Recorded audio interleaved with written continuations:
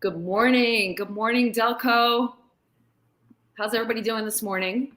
I'm Stacey Mandel, and I'm really excited to launch with you today the very first airing of In It Together. I'm going to say that again, In It Together, In It Together. So it's IIT, it. And I want to tell you a little bit real quick about the inspiration for this show. I lived in Delaware County for over a decade. I got to check exactly how long I lived there. I don't know if it's 13 years, 15 years, something like that. And I live in Philly now. I've just been living here for the past 2 years. I moved out during COVID. But I was invited to do this show, to do any show actually. And I was just thinking about like living in Delco, and we're doing a lot of work there in different areas, and all the work that we have to do, right? Because you walk around in this county, and there's a lot of extremes. It's actually in the top 7% wealthiest counties in the nation, and yet 2 of its towns are the poorest in the state of Pennsylvania. So, I'm always like, how do we fix this? How do we make it so that everyone's, really living the life they want to live and has what they need to live life? And it's not easy when we're all doing things, we're all working hard, we're all compassionate people, and we want to help, but our systems are really entrenched because they've been around for a really long time, and they've also been designed in a purposeful way, so they're not easy. It's not an accident that they're not easy to dismantle. And then you can't just work on one system. You have to, when you start working on one, it's just really connected to another one. So it's not simple to do this work of us really being, interconnected in a way that's equal. I don't know how else to put it, equal and right and just.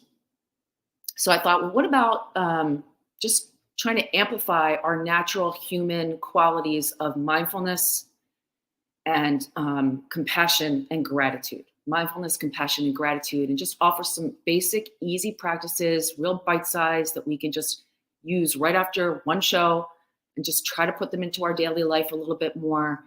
And then also have on certain guests who really get it. And here we are.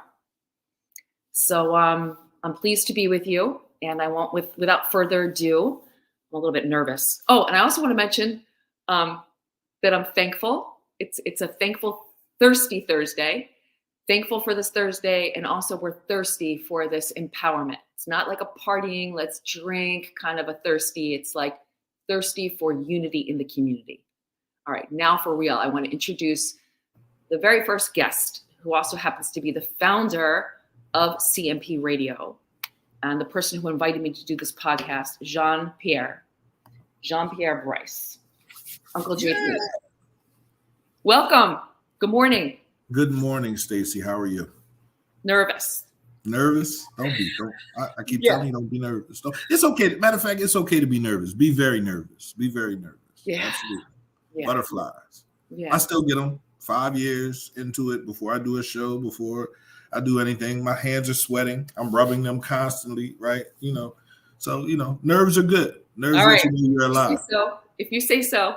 Yeah, absolutely. So I want to get into the mindfulness, and I want to get into the compassion and then the gratitude. But first, I wanted to just ask you to share with everyone how you got into CMP Radio. How did you get to be the head of it? What is it about? What are the acronyms CMP? So first, the acronyms for CMP, cultivating mature positivity, constantly making progress or consistently making progress, changing media's perspective, Chester-made products. Like there are so many acronyms or different phrases that can be put, changing minds powerfully, right? There's so many things that can be put with CMP, and it was a labor of love. You know what I mean? Like I got into radio at a time in my life where I didn't know what I was doing or where I was going. I was lost. I went to therapy. Shout out to Leroy Ambrose. I went to therapy, sat down with him, And he asked me, he said, what do you want to be when you grow up? And I was already 36. And I didn't see my life getting to that point of being 36 years old and not knowing what I was doing or where I was going. Honestly, I didn't think I would live to see 36. So when he asked me what I wanted to be, he then said to me, he said, because you're still 16, you're still a child. You still behave as a child. You still act as a child. The energy you give off is very childlike. 16 inside of a 30-year-old, yep.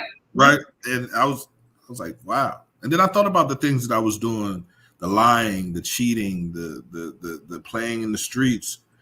And I then had to, hold myself accountable. I had to stand up in a whole pool. The pool was up to my nose. I couldn't really breathe, but I had to stand up in it and accept the things that I had done wrong, accept the ways that I continued to live that just weren't right for me.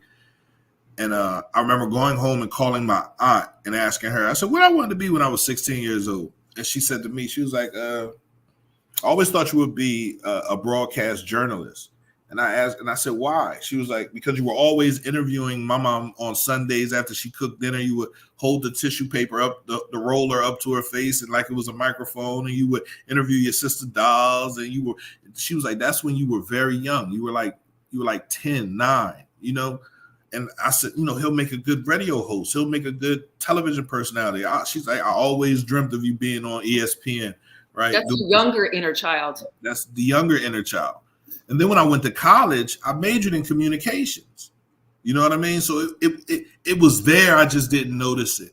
I always wanted to be on radio. There was a time, Power 99 was looking for the next Buck Wild. You know what I mean? To be on a radio show. And I was like, yeah, I'm going to interview him. I'm going to do it. I'm going to send my stuff in. And we were making up songs and laughing. And then I got arrested. And I was like, yeah, that's not going to work. But I always wanted to do it. Connecticut School of Broadcasting. It was always right there. I need to call him. I need to get with him. I need to do this. But the streets were calling me. Money was calling me. Not having any real responsibilities was calling me. And I allowed that to call me to a point where, I ended up sitting on that couch, crying my eyes out because I didn't know where I was going and I didn't know what I was doing. And when I went back to him the next visit, I told him, I said, my aunt said, she thought I would be a broadcast journalist. He said, do it. I said, man, I don't have no money to go back to school to pay, He was like, look on the internet. There are tons of people with internet radio stations. You can do it. I believe you can do it. And I just took off from there. I started my first show with PQ Radio, No Q Tommy, Purple Queen, shout out to them. And was very humbled by the fact that, No Q Tommy took me on and said, I'm gonna be your mentor. I'm gonna talk to you. I'm gonna tell you what you do.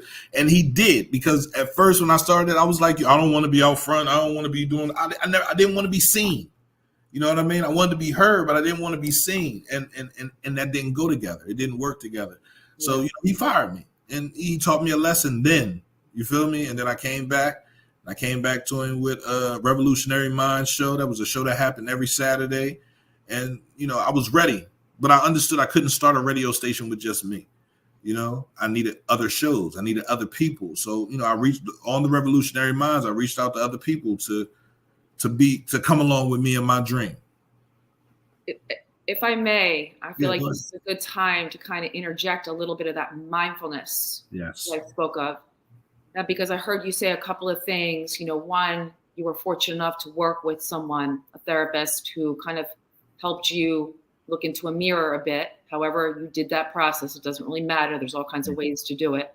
Absolutely. And two, you felt like you were up to here. Mm-hmm.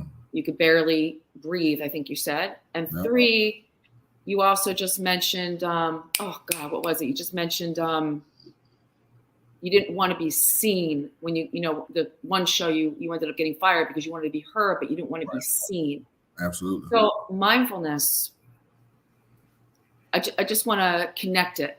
So let me just say what mindfulness is. I think everybody kind of knows what it is, and there's no one definition, by the way. If we look it up, you're going to find different definitions depending on what the source is. But basically, and I like to break it down simple because I tend to work with youth a lot too. Mindfulness is just a way of paying attention here now with kindness and curiosity. Mm. And I want to break that down a little bit more. It's paying attention. So we don't have to do anything because we were born with the innate ability to pay attention. Infants, when they're born, this is all they're doing, right? Is looking around and then paying attention here and now. We're not usually here. Right. We're usually partially here, but we're also distracted by the noises outside the window, right? We're thinking about what are we going to do next? We may have heard someone just say something and we're like, we want, or we're in the past even with things that we've done wrong, mistakes we've made, and we're still beating ourselves up or whatever it is. A lot of ways that we could not be here and now. So mindfulness is not saying you have to be 100% here and now, because that's not realistic at all. Right. But just training our attention span to be more here now. That is helpful. And then the kindness part, doing this with kindness. I don't mean please or let me help you. I don't mean that kind of kindness. I mean just the basic, put your hand out and can you meet what's here now? Absolutely. If you're in danger and your life is being threatened, you're not going to meet what's here now. You react. Right. You stay alive. You do whatever you have to do. But if it's really uncomfortable, if it smells disgusting, if it needs to be changed, it's not just, it's not fair. All of it, if it's not life-threatening, can still be met. Mm-hmm. Even if you can't shake hands with it, you can nod at it. Right. You acknowledge it in the moment. So that basic kindness. And with practice, that can become more of the handshake. It can even become an embrace. All right. But that takes a lot of practice. It does. It does. And then the final part is meeting it with curiosity. So by that, thinking about how our minds are pretty much always made up. And that's just natural and healthy. We've gone to school. We've had parents teach us stuff. We've gone to our places of worship. We've tasted broccoli already. We're conditioned totally to be expected, but we can notice our edge, like our wall, like I know. And mindfulness is just a way of like saying, okay, I can notice my edge and let me just soften and just be a little more porous, let a little more in, not know everything, because that's where the possibility is. Yes. And then we're doing all of this. We're doing this. Why are we doing this? Because this gives us the power to choose versus auto default mode. So that's what mindfulness is. Right. And I was going to maybe offer us a mini practice right now to try out. Let's go. If everybody's listening, okay, this is for you, Uncle P. This is for me. This is for anyone and everyone.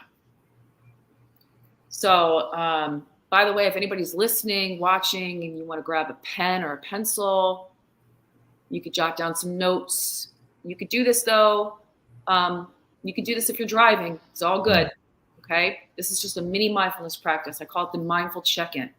Okay. Mindful check-in. So just however you are, wherever you are, I invite you to bring your attention to your thoughts. So just see what you notice. And as soon as I say that, you might notice there are no thoughts. So just maybe the mental activity that's here for you.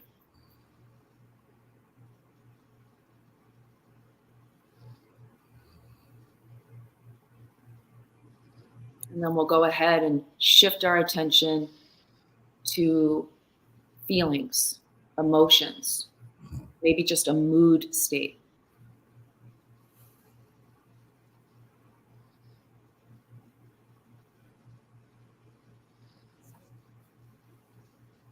And then we'll shift our attention to our physical body. So it might be certain areas of the body communicating, or it might be just your overall energy. You can scan your body. Just see what you notice.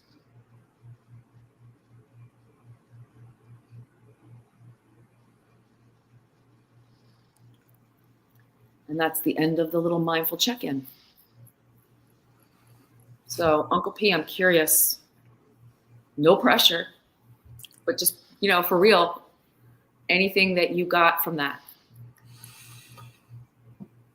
Uh, I'm dealing with a lot, with the radio station, with the nonprofit. So any time that I can take time away from that is good, right? Anytime that I can. This weekend, I was hanging out with my daughters and no station business, right? For 5 years, I feel as though I have been enthralled in the radio station, trying to understand what I'm doing, right? Trying to get it done right. And I'm not going to say neglect, but I have not been the father I should have been to any of my children over these past 5 years. So when I take time away from the radio station, I'm interrupting you. I'm taking a risk, but you told me to Okay. go with my gut. Go ahead. Is this what came up for you in that mindful check-in? Absolutely. Okay. Absolutely. Because I don't want to dwell on the things that are bad, right? I want to dwell on the future and what I can fix. But did that come up in your thought check? In the thoughts? In my thought check, absolutely. At my kids, that was the first thing that came up, right? Okay. So having to be the father that I want to be, the father that I know I can be, is very critical to me. So the reason why I'm going back to what came up for you in that particular practice is because the mindful check-in is not so much, I didn't offer it so much because it's like a relief of stress. Right.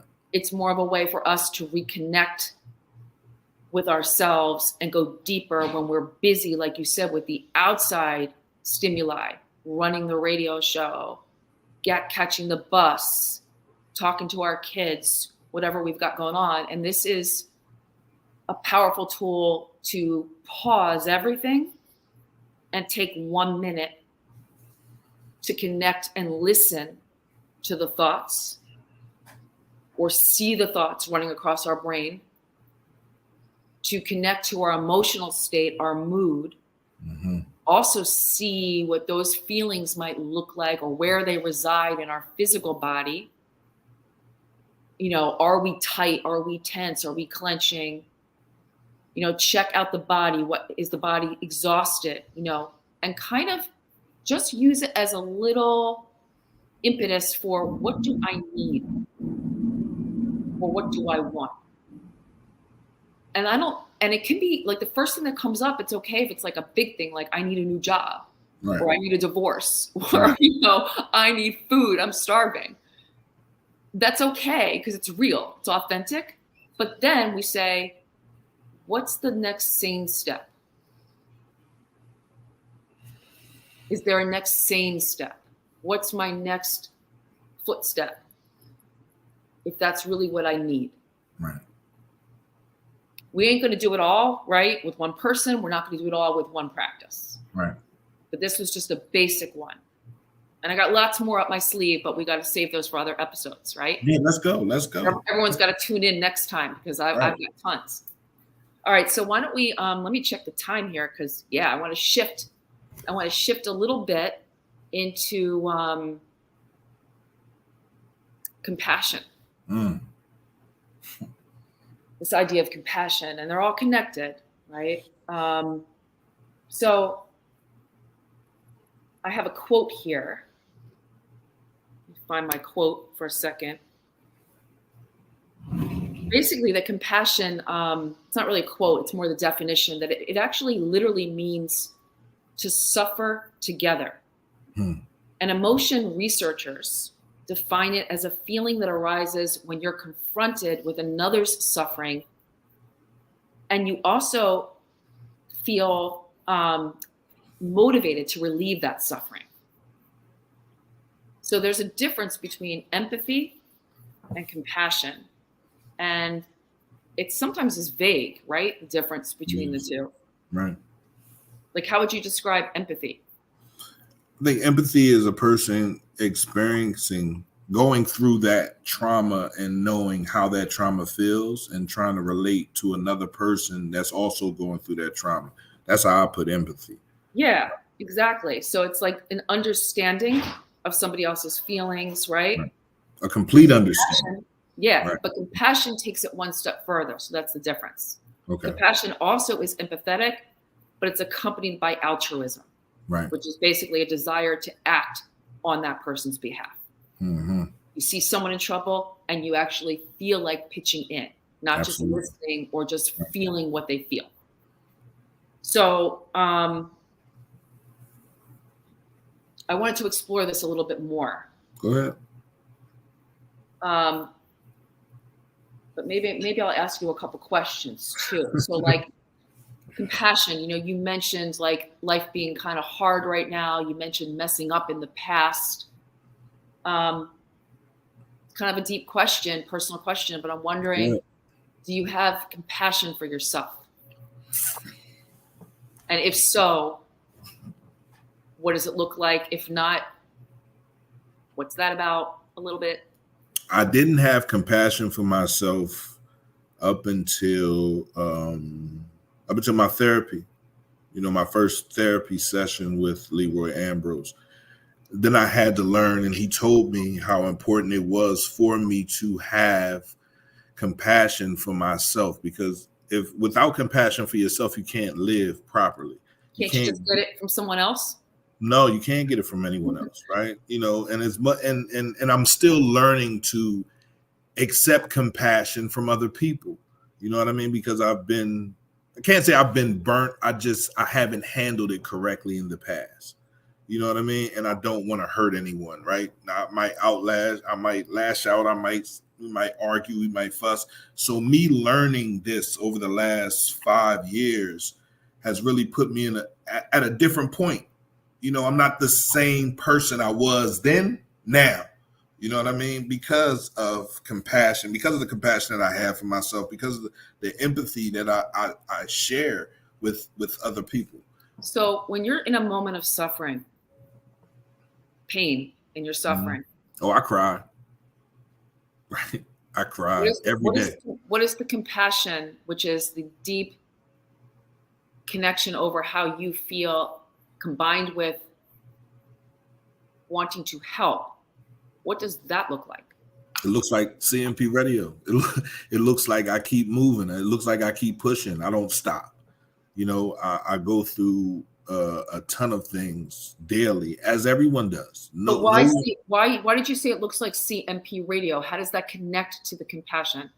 The compassion is understanding that we all need to be heard. We all need to have a voice. We all need to talk. We all need to vocalize where we're coming from, and people need to understand how we view life and how we see life. So that's what I feel like CMP radio is.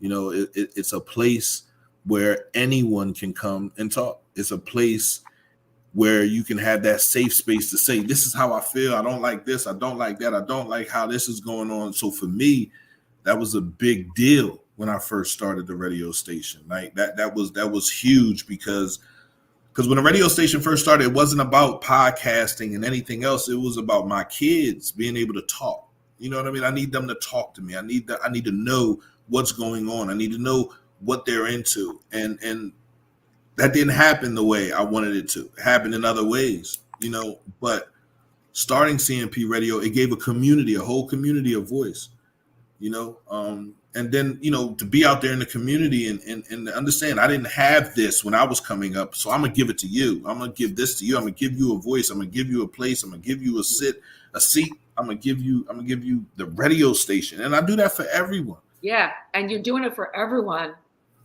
And you're really, really hitting that home. Like that's kind of like, hear that loud and clear. And then there's a little part that I hope you hear, that you're also doing it for you. So Absolutely. Like, this isn't just for everybody else's voice. This is for you, that inner child, however old you were when you used to perform, 6, 5, 8,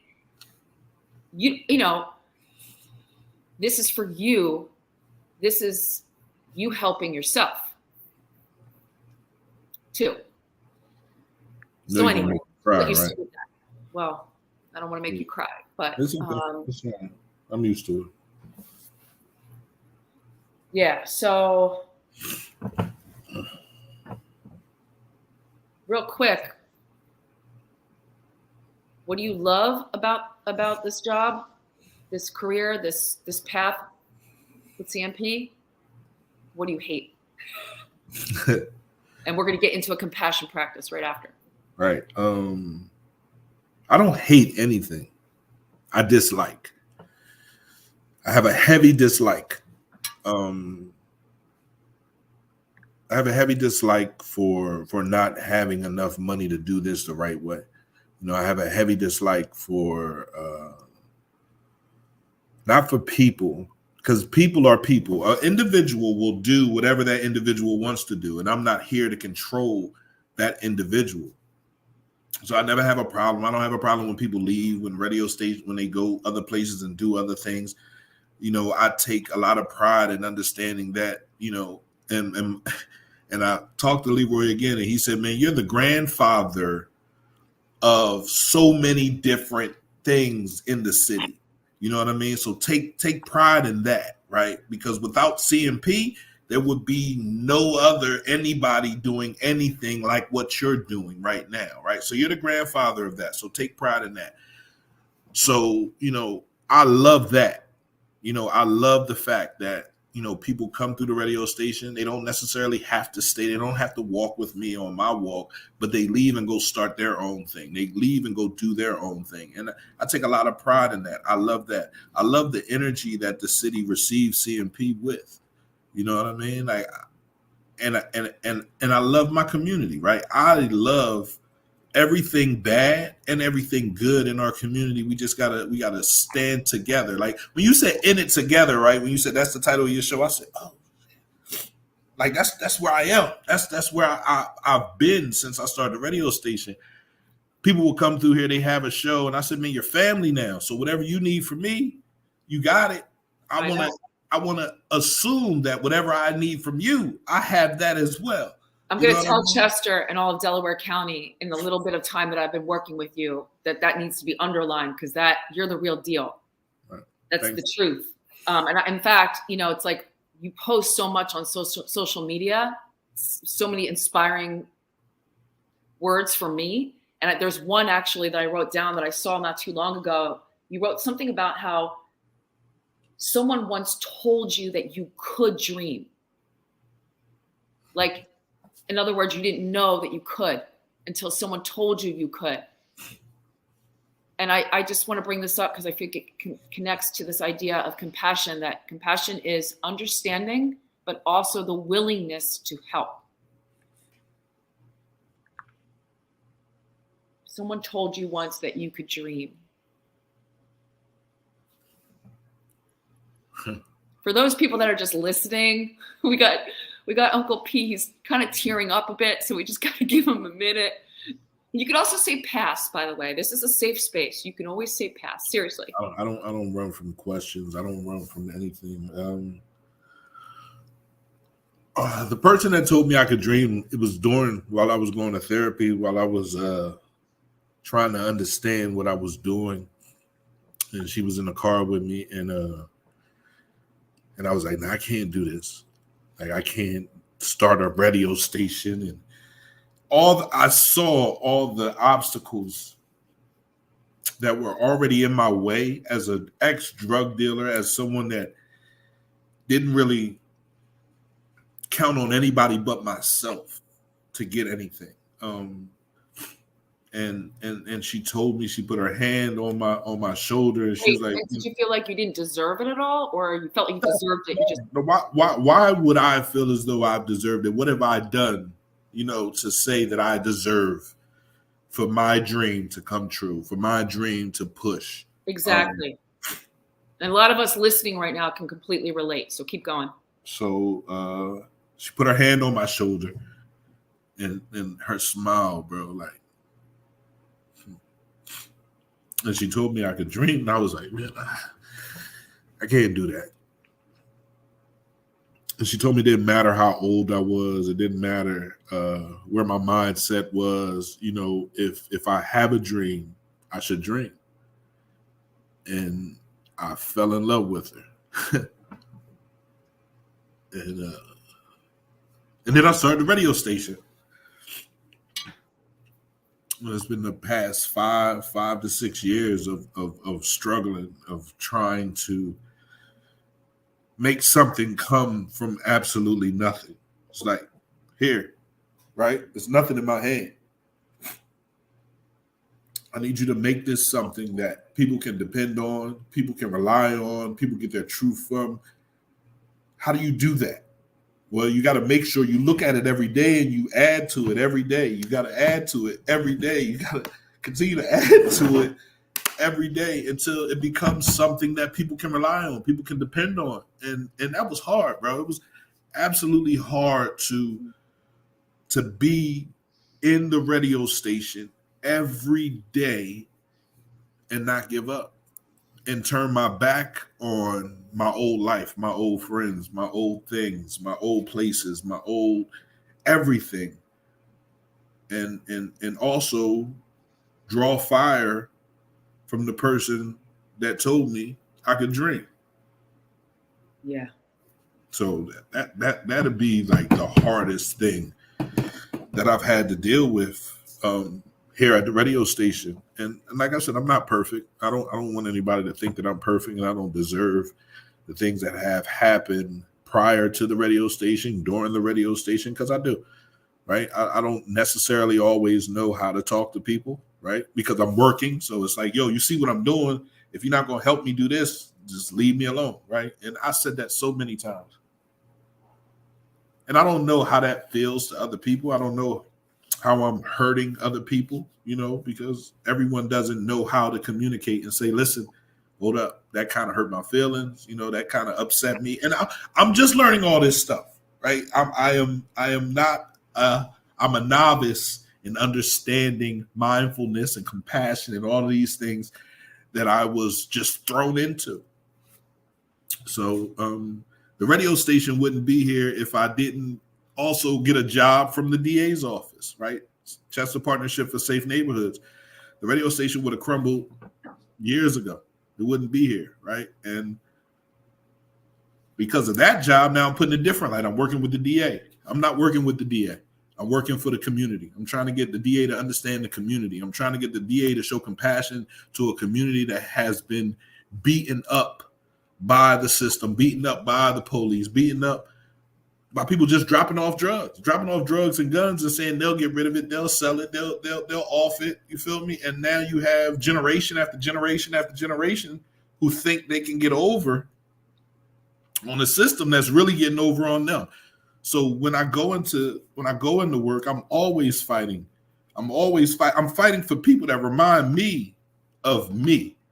You know what I mean? People that were robbed of an opportunity, people that didn't necessarily really want to do what they're doing, but they're doing it because they have to survive. They have to eat. They have to make sure their kids have certain things. And when I took the job, everybody said, man, they're going to think you snitching. I was like, well, if they know me, they know I'm not snitching. I'm going to tell you what I say. I take my charge. I don't care what it is. I take other people's charges. You know what I mean? Like, I'm not going to snitch. That's just how that my uncle told me. The one thing you can't erase in your life is telling on someone. That's it. So if you're going to pick this game, keep your mouth closed every time. Every time. Did I know a lot of cops? Absolutely. My uncle was an attorney. My cousins were judges. My family came from the top of the bottom. You feel me? And I didn't really want that life. I wanted to run without any rules, and it didn't work for me. So everything that I'm doing now is a representation of who I was then, but just the total opposite, right? The complete, like somebody picked me up and turned me on my fucking head. You know how much pressure that builds? Like, try to stand on your head. Like, that builds a lot of pressure. It's you're choosing, and you're responding versus reacting and just surviving. It's a lot easier to just react, right? It's a lot easier to just let our environment dictate what we do and just survive, because we do need to survive. It's like, that's the priority. It is like standing on your head upside down, trying to actually choose. And unfortunately, tragically, and I say this with anger, it's not the same for all of us. It's not. It's like way more difficult for some of us than others. who have the privilege to choose can choose even.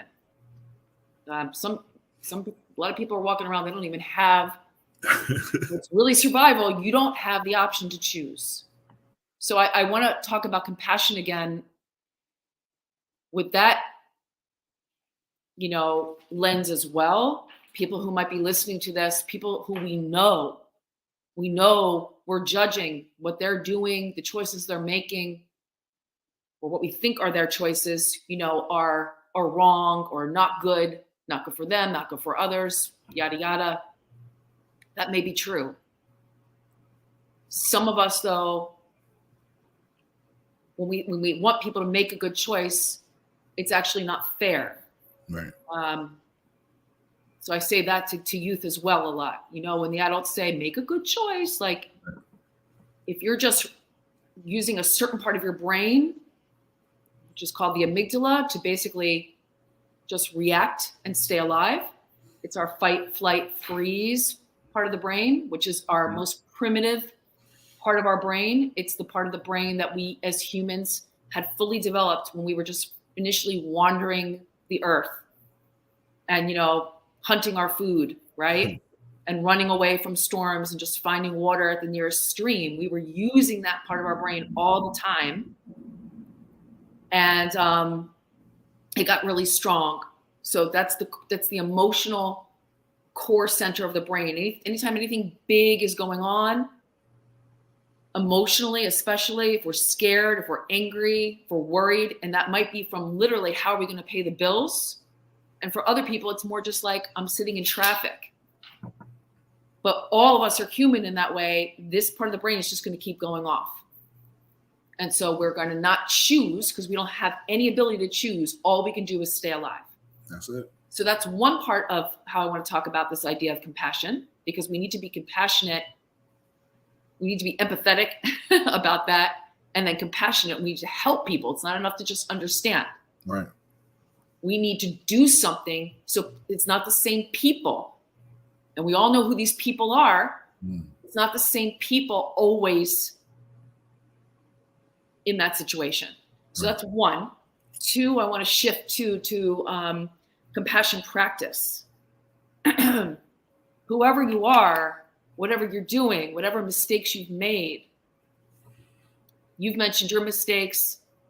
I've made a lot of mistakes too.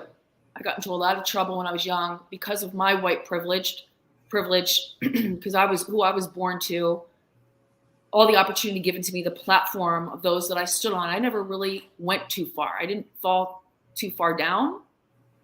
But I very, very easily could have, had I not just had the luck of being born to who I happen to be born to.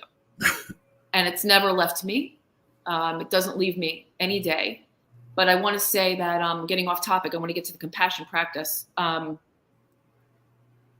don't know why I brought that up. Compassion practice. It's about mistakes. It's about mistakes. Yeah, so right. When I think back too, like I have my own demons, right?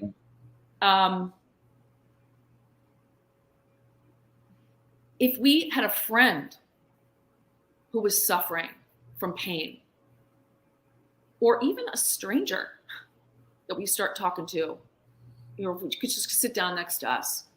If we noticed they were suffering, we would, most of us, or let's just take it for granted, right? That we would be empathetic, right? We would respond and hold space for them to share what's going on. And then a lot of us would be compassionate in that we would say, well, what can I do to help you? Or, I know this person, or do you need this? But we don't do that for ourselves. We don't give that same compassion to ourselves. And so another whole show could be about, well, why not, right? All the reasons that get in the way. It doesn't really matter for this episode here. Let's just say we don't. And all of us, every single one of us watching, listening, could improve this. Absolutely. I think we could all agree on that. Right. I mean, there's a few people. I need to. What? I know I need to. I've always been that person, doing more for others than I do for myself. Yeah, I mean, there's a few people out there who've really got this down, and they are like all about self-love, right. And they just always compassionate. Maybe there's a few of those people out there, but I'm not one of them, just because I'm hosting this podcast. So I want to offer this practice here, and it's just called a self-compassion break. A self-compassion break. Okay. Just a little mini exercise that you can do wherever, whenever. Okay? So we'll just kind of get a little still. Just settle into your seat. This will take just a few moments or a few minutes. And just feel yourself connected to the seat, or if you're standing or if you're walking, you can feel yourself connected to whatever surface you're on. And if it helps, you can connect to the feeling of your breath. You don't need to breathe any differently, but just see if you can connect to that natural rhythm, that felt sensation of the breath moving in and out. This can be like your anchor. And I invite you to bring to mind a situation in your life that's causing you stress or pain. Pick one situation. And I welcome you to think about the situation, feel how it makes you feel. Feel it emotionally, maybe even physically.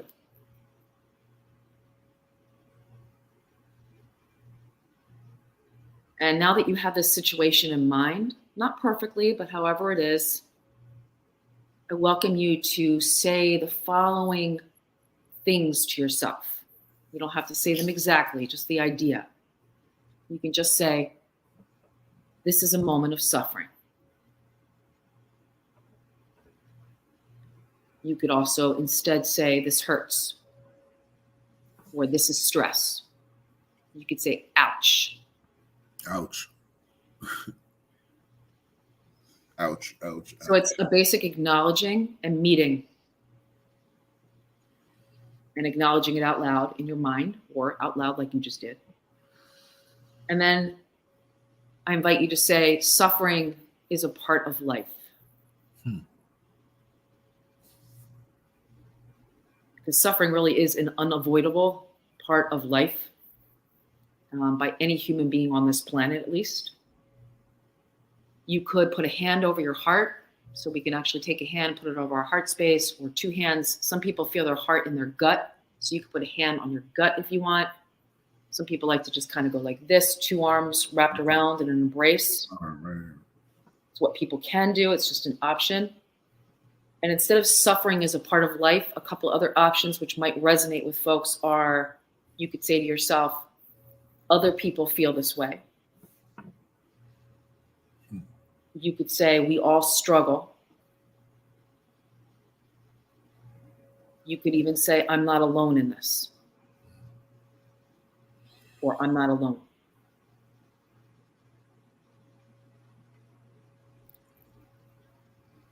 And then the third part of this compassion break, this is the final part. May I be kind to myself.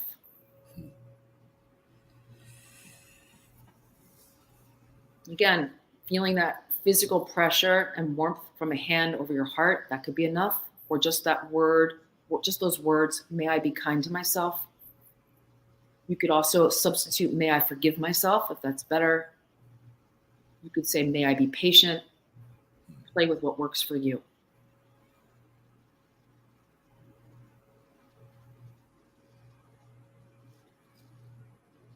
And that's the end of that little self-compassion break. And the goal there is not to fix the problem, of course. The goal with that practice is that if you practice it again and again, that we might get some relief. So step one was acknowledge the moment. This is a moment of suffering. Step two, it's universal, right? Suffering is a part of life.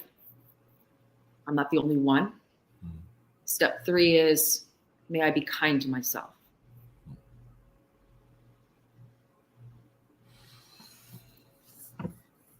So that's a little self-compassion break for us.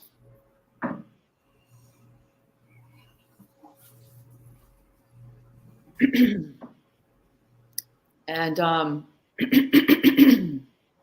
anything, if you want to say anything, I'm going to pause. And in case there's something you want to say, I don't know, we don't get listeners, right? Interacting or. People interacting. How can people interact if they want to? Right. People interact if they want to. You'll get some interaction. You gotta go in there and watch it. So this is being recorded on Wednesday. This isn't Thursday, but you can tune in tomorrow. Okay. Thanks for the reminder, Uncle P. Everybody, Absolutely. This isn't live. All right. Well, if anybody is listening, since we're live, right? Feel free to let us know how that practice was, or if there's questions or even issues with that practice or any practice.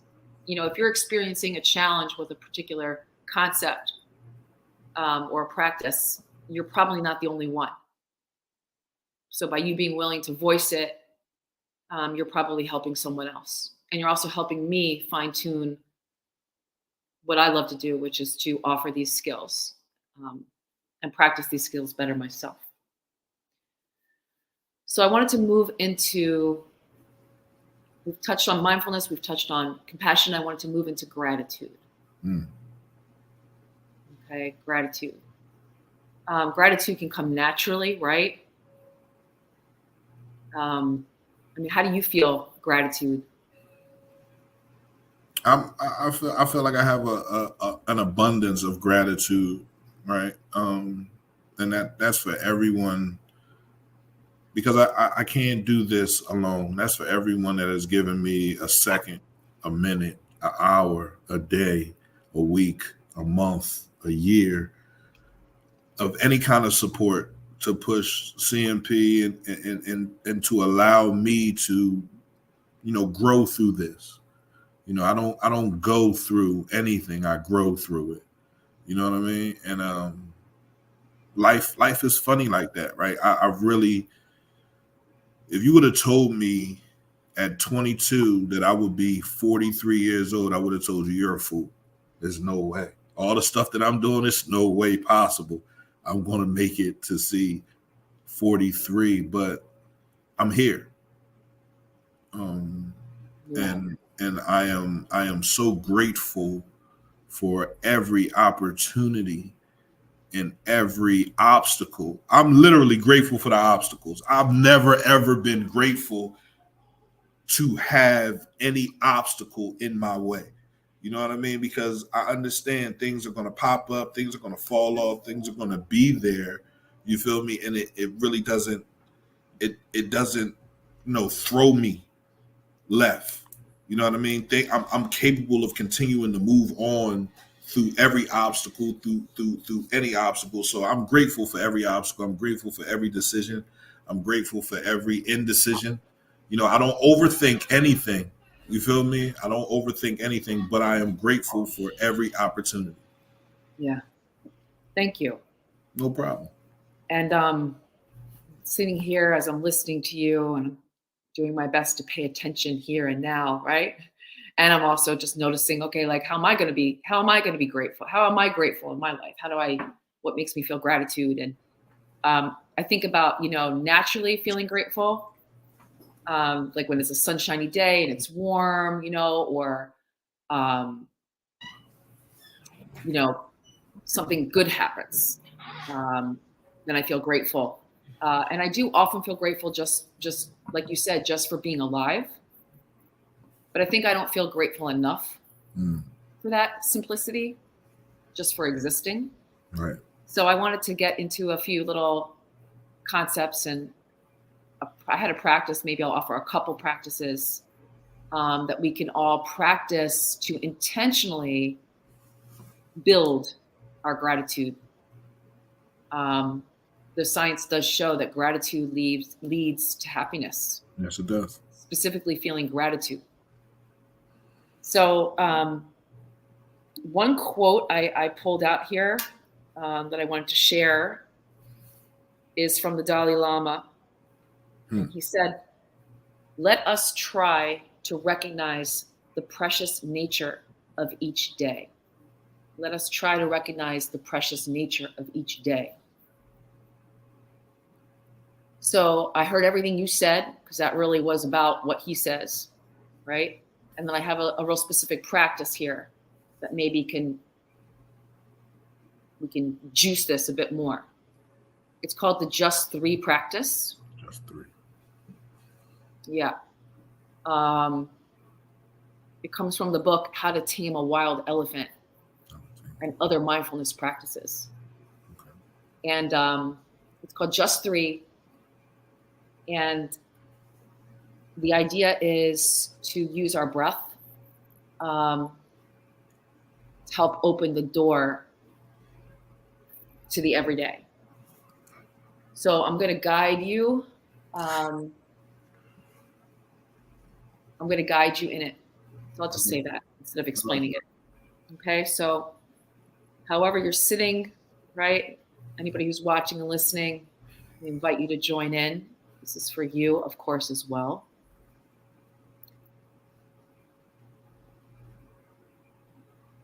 And I'm going to invite you to take, or actually I'm going to invite you to not take your breath anyway. I want you in a moment when I say go to drop everything, to let everything go, all thoughts, everything, distractions, for just 3 breaths. Go.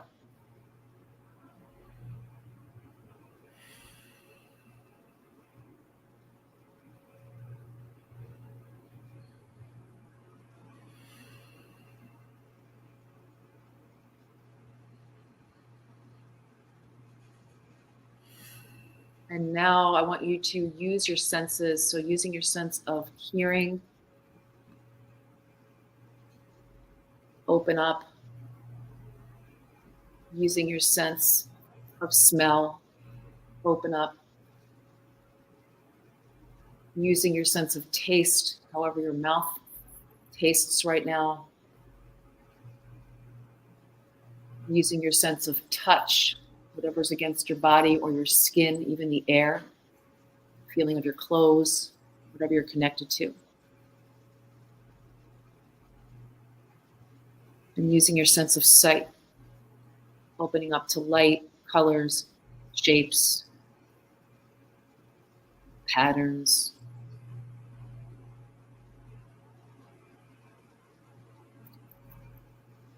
If you did this all in a different order, that's totally cool. Mix it, match it, whatever works for you.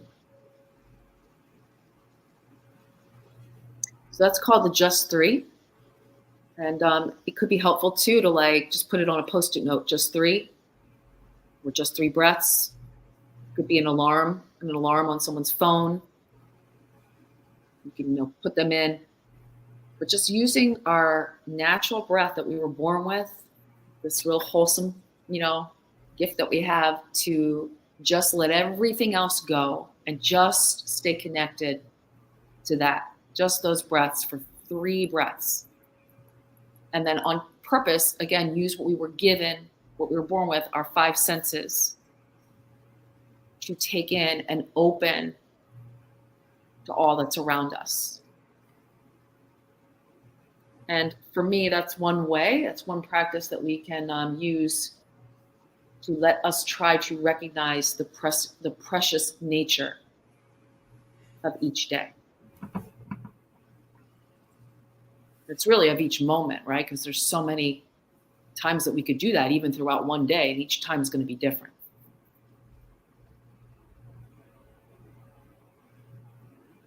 Okay. Absolutely. What are you smiling for? Nothing. I appreciate this. Okay. I needed it.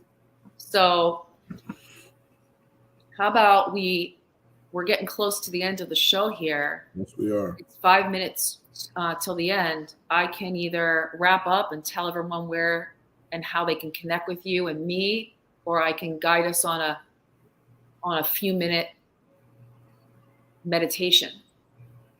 Let's meditate. Okay. Just to be quick. I'll go till like 1 minute till the end. Is that cool? That's cool. All right. So meditation, guys, is just one way of practicing mindfulness. Mindfulness is like the big umbrella, and meditation is one raindrop. Nobody needs to meditate to be mindful, but this is kind of like practicing your swimming in the shallow end of a pool where you're just working on those strokes, right? And if you've got you're swimming down, if there's a situation out in the ocean and someone or you is drowning, you've practiced this skill. So just however you are, making yourself comfortable, any position. If you feel sleepy though, see if you can bring more alertness into your body. So maybe making your spine a little more in a line, letting the shoulders relax. LeBron James is known for meditating on the bench during a game, but he doesn't lay down. The sleeping is a little different, right? Get tired. We want to relax, but we want to be focused.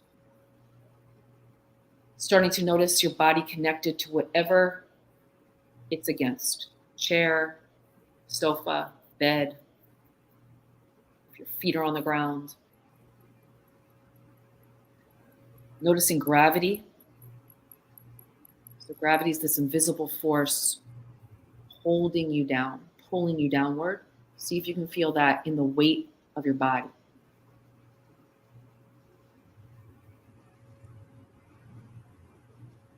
If there are any tense, tight spots in the body that you're aware of, you can invite those spots to soften. Usually it's the jaw. Maybe the shoulders can drop a little bit. Maybe the belly can be softer. And I invite you to connect with that feeling of your breath. So just notice where in your body do you feel it moving. It might be the nose. It could be the chest. Perhaps in the abdomen. And I invite you to take a few moments to connect and allow the breath, the expansion and the contraction, your own pace, your own rhythm, to serve you like an anchor. You can drift and just come back.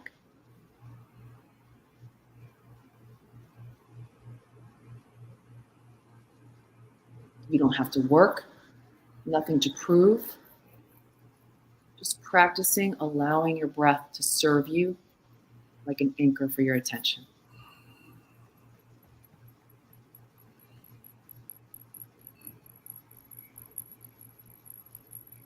And as you're ready, coming out of the practice, wiggling fingers, wiggling toes a little bit. If your eyes were closed, slowly letting them open. Just taking a few moments to reintegrate. And we can talk in other episodes too if the breath isn't safe for some people.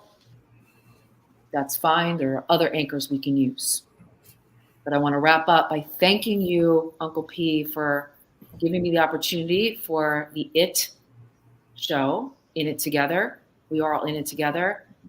And how can people connect with you if they don't know? If you don't know, right? At cmpradio.net. That's the email. My phone number, 484-802-2383. Everybody always say, why you always put your phone number? How else can they get in touch with me? They got to call me. Remember, right? This isn't just for people in Chester. This is for everybody. Delaware County. This is Delaware County. This is Philadelphia County. This is Pennsylvania. This is America. This is all over the world, right? So I don't have a problem with anyone calling me. If you got an idea for a show, if you want to come through, if you want to help me out, anything. I take on all newcomers, and I'm not judging anyone.